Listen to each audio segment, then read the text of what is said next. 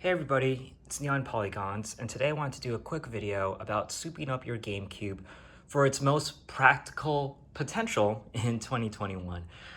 So what I mean by that is this is basically maxing out your GameCube without having to add like a bunch of crazy accessories all over the place like I've seen some YouTubers do, or adding like speakers and whatnot. Basically what I'm trying to do is set up your GameCube so you can get the most use out of it in 2021 and actually still maintain a lot of the unique experiences that people really enjoyed with the GameCube back when it was kind of at its heyday in the early 2000s.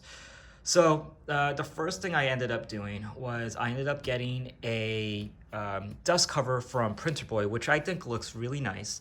And the reason I recommend getting a dust cover is mainly because you're probably not going to be playing your GameCube very often, especially in this day and age. And so the nice thing about having this nice dust cover is that it prevents getting dust in the vent fans.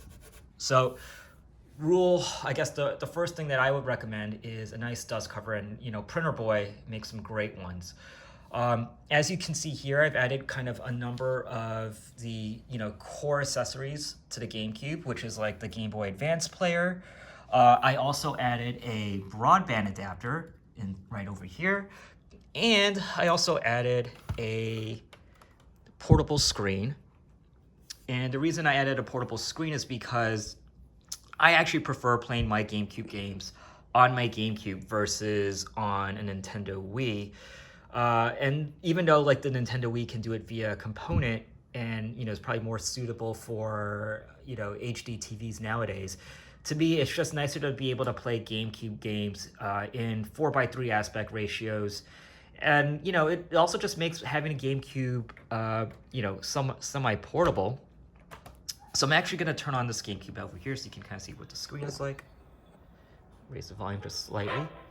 What I also just want to show is that what's really cool about having the broadband adapter, as you see here, is that you can still go online with your GameCube in 2021, really only for one game, which is just Phantasy Star Online, but you can do it for free, which is really great.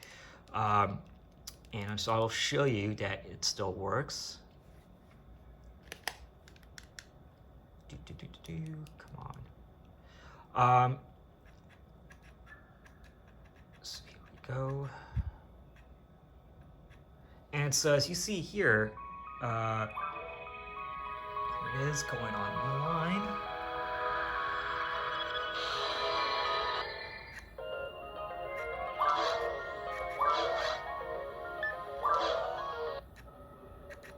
Right. So while that goes online, I'm also going to show you the back of this GameCube, which has a HDMI Carby adapter. Now, the reason that you have to get, if you want to play your GameCube games via HDMI, you have to get the Carby adapter over the Eon Gaming one because it only requires the digital port on the back, whereas the Eon Gaming port requires both the AV and the digital port. And if you want to still have your portable screen, unfortunately, this has to plug into the AV port of the GameCube. So basically, if you want to have the portable screen and still have the ability to actually go on HDMI, you need to actually, there's only one option, which is basically the Carby. So as you see here, I'm about to go online. And there I am, I'm online. Right? Whew, right? Pretty cool. So I'm gonna quit this actually. And so the last modification that you see to this GameCube is actually one that you can't see on the exterior, but what you will see, just let this like save so I can turn off.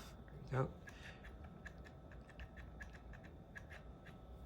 Come on. What you will see is actually inside the system is I actually modded it with a Xenon chip for region-free gameplay. So I'm going to show you this. This is a Japanese Game Boy Advance Game Boy Player startup disc.